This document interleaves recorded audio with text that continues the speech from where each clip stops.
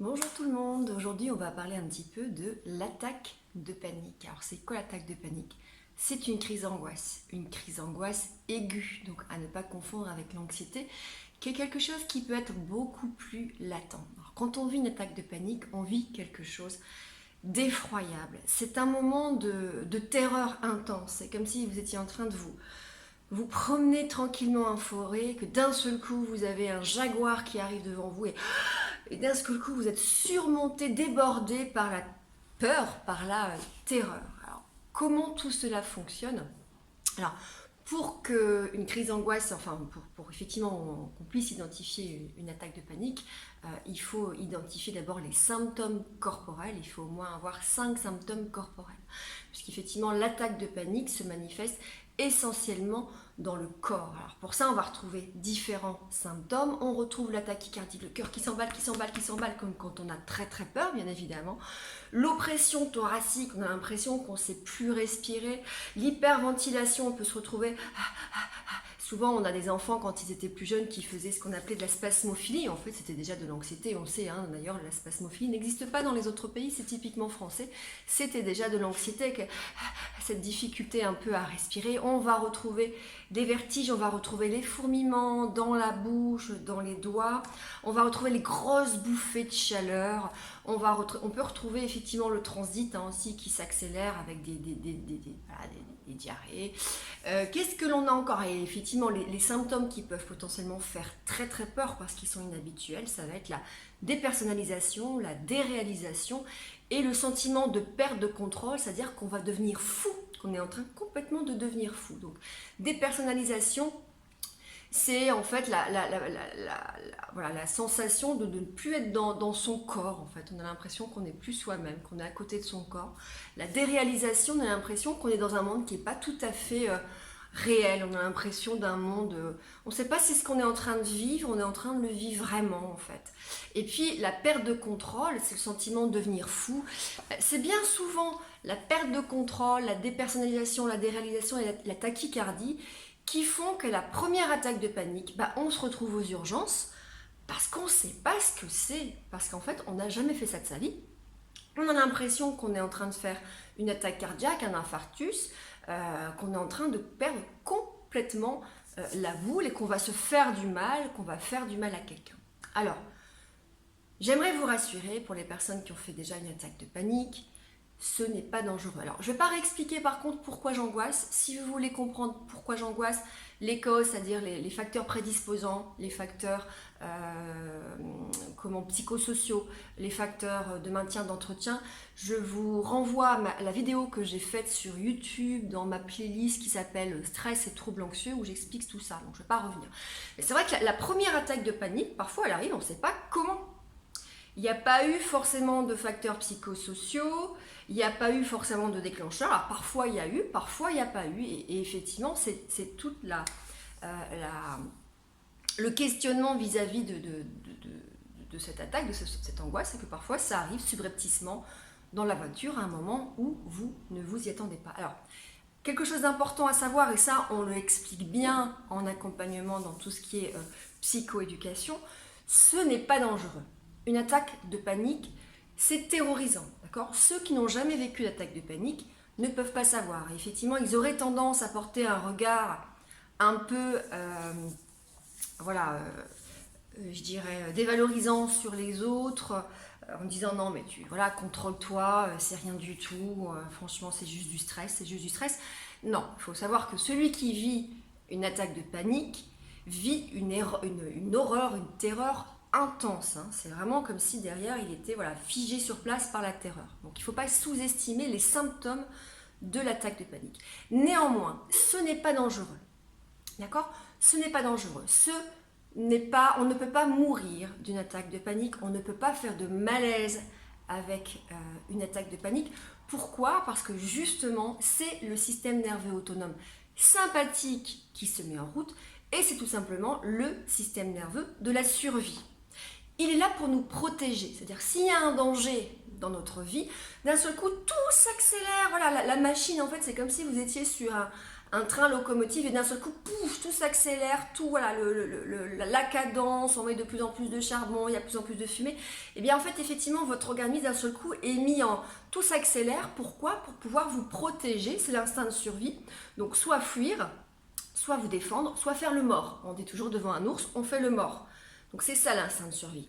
Donc il ne peut rien vous arriver avec une attaque de panique, ça c'est une certitude.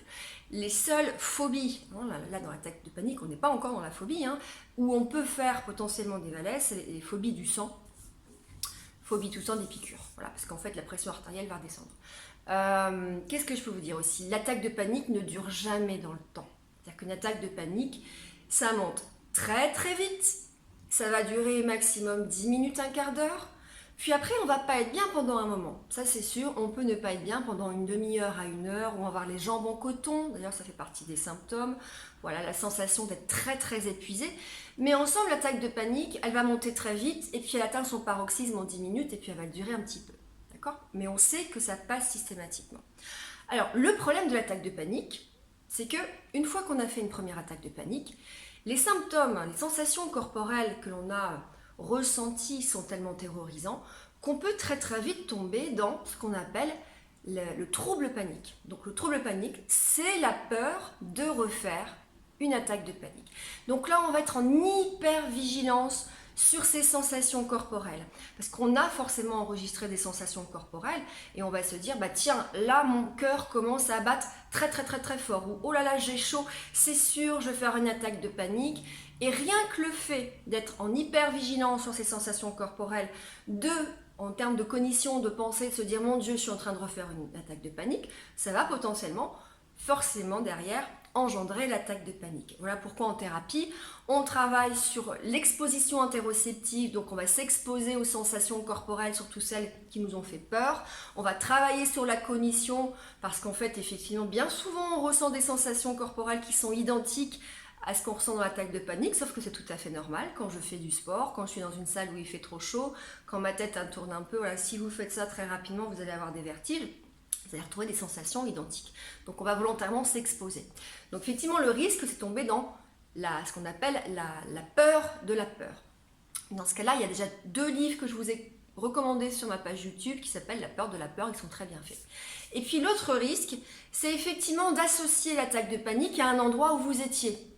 Donc ça peut être la voiture, ça peut être le magasin, et puis là on peut potentiellement basculer dans le trouble panique avec agoraphobie, c'est-à-dire la peur de faire une attaque de panique dans un endroit en particulier. Donc c'est pas l'agoraphobie seule, c'est bien l'attaque de panique avec agoraphobie, c'est un peu différent.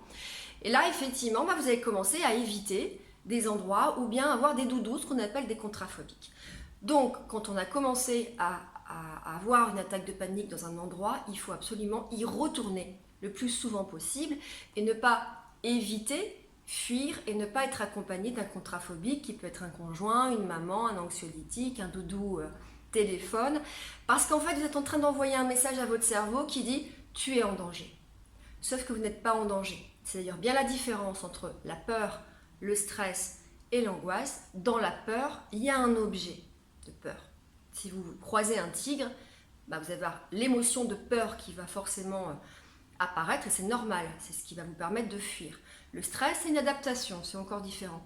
L'angoisse, c'est quelque chose de plus irrationnel.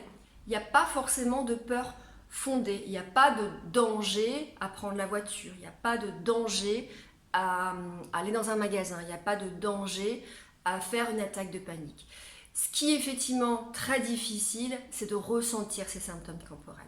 Donc en TCC, vous savez que c'est ma spécialité, on va travailler aussi sur l'exposition, ce qui demande beaucoup de motivation, mais beaucoup des patients que j'ai accompagnés qui ont été très très courageux, qui se sont exposés de manière progressive, graduellement, et puis forcément de manière complète, c'est-à-dire au début on autorise un peu les doudous, après on enlève les doudous, et surtout on doit rester et on doit ressentir son angoisse, et on reste et on reste et on reste jusqu'à ce qu'elle redescende.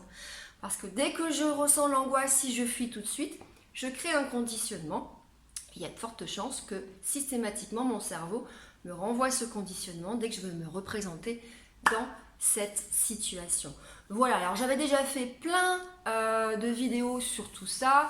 J'ai notamment une vidéo sur YouTube qui s'appelle le trouble panique avec ou sans agoraphobie, eh ben, je vous recommande d'aller la voir parce qu'elle est un petit peu plus complète que celle-ci. Je pense que je parle aussi des thérapies.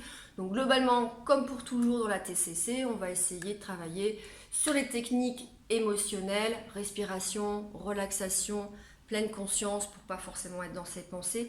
L'aspect cognitif qui joue énormément. Si je suis en train de me raconter une histoire que je vais mourir et que je vais mourir tout seul dans le magasin et qu'on va se moquer de moi et que tout le monde va me pointer du doigt, bah forcément ça va encore plus faire monter mon anxiété et ma crise d'angoisse. Et si je fuis ou si j'ai un contrat phobique à chaque fois que je veux me déplacer tout seul, que je prends la voiture, que je vais dans un grand magasin, votre cerveau, il n'est pas dupe, vous êtes en train de lui envoyer un message que vous êtes en danger. Voilà, j'espère que cette vidéo vous aura été utile. Si vous faites une attaque de panique, il faut en parler à votre médecin généraliste et vous pouvez trouver, si ça perdure, un thérapeute ou un psychologue spécialisé, un psychiatre aussi, spécialisé en TCC qui pourra vous accompagner. Le trouble panique avec agoraphobie, je trouve qu'il se traite très très facilement s'il n'y a pas quelque chose de plus complexe. Parfois on a des formes d'anxiété beaucoup plus, alors pas l'anxiété généralisée, mais une anxiété plus générale, où on va avoir un petit peu, voilà, on va retrouver un petit peu d'anxiété généralisée, avec un peu d'agoraphobie, puis un peu de phobie, un peu, voilà, il y a peut-être une dépression associée. Et là, c'est plus complexe et ça peut prendre beaucoup plus de temps que de traiter tout simplement un trouble panique avec ou sans agoraphobie. À très bientôt, prenez soin de vous.